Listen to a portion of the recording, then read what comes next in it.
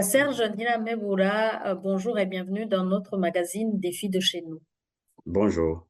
Vous êtes économiste et le magazine aujourd'hui se penche sur la question de la faillite des entreprises publiques au Burundi. Première question, avant de parler des raisons de ces faillites, c'est quoi l'essence même des entreprises publiques? Elles sont créées pour quelle fin et quel type d'entreprise publique avons-nous au Burundi? Bon, disons que entreprise publique, c'est-à-dire que c'est une entreprise qui n'appartient pas à une personne à caractère privé, mais disons que c'est une entreprise qui appartient à beaucoup de personnes, plus de deux, parce que dans les entreprises, on parle de partenariat quand c'est deux. Chez nous, on parle d'entreprise publique quand c'est géré par l'État, mais l'État, c'est un représentant du peuple.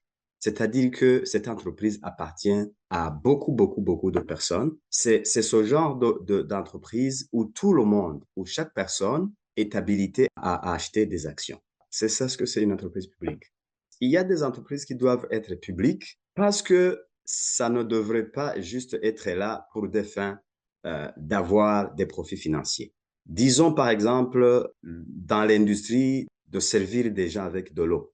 Vous ne pouvez pas dire que vous allez procurer de l'eau à un prix marchand, c'est-à-dire à quelqu'un qui paye. Des fois, même lorsque quelqu'un n'a pas la possibilité d'acheter de l'eau, vous devez quand même lui donner de l'eau. C'est ça la raison d'être d'une entreprise publique.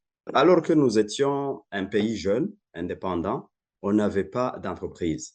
Des fois, alors, l'État a été obligé de faire des entreprises qui ne devraient pas nécessairement être des entreprises publiques, mais parce qu'il n'y avait pas cette initiative privée. C'est le cas, par exemple, de la Sosumo.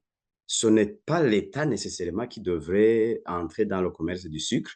C'est le cas de Verundi. Ce n'est pas une entreprise à caractère public. Il y a l'Onatel. L'Onatel, c'est un peu mitigé. Vous pouvez dire que la communication, c'est tellement important. Chaque personne qui se sent un problème de sécurité, par exemple, devait pouvoir avoir accès à un téléphone pour demander de l'aide. Donc, l'Onatel, on peut dire qu'il y a un caractère public. C'est-à-dire que c'est un service essentiel que l'État peut donner à un prix social, si je peux dire ainsi. Mais de toute façon, même si c'est un prix social, quelqu'un doit payer parce que l'État n'a pas d'autres ressources que les impôts. Pourquoi ces faillites aujourd'hui au Burundi? Pourquoi les entreprises publiques, quasi toutes, sont dans une mauvaise situation financière? Il y a beaucoup de raisons. Mais de façon générale, je dirais que les gens qui gèrent ces entreprises ne prennent pas de bonnes décisions parce que tout simplement, ils ne prennent pas de décisions dans l'intérêt des entreprises, mais dans leur propre intérêt d'abord.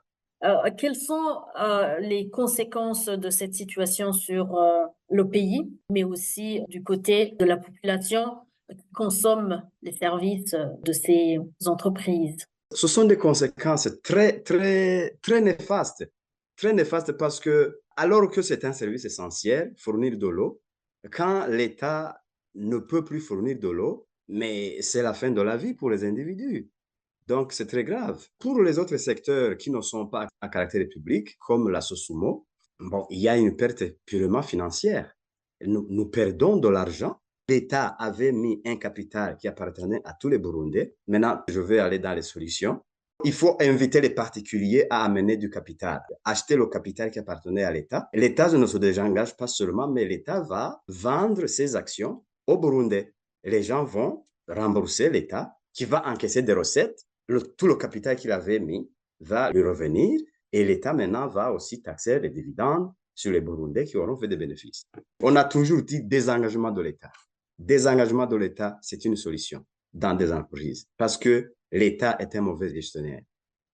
Et quelle devrait être la solution pour les entreprises qui donnent des services vitaux, comme la régie des eaux?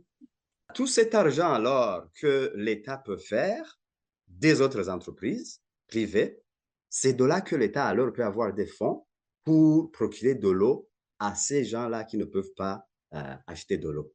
Parce que l'eau est vitale, on ne peut pas dire que on va donner de l'eau à qui peut acheter. Donc, l'eau, la distribution de l'eau devait rester dans les mains d'une entreprise publique et le coût ne devrait pas être égal.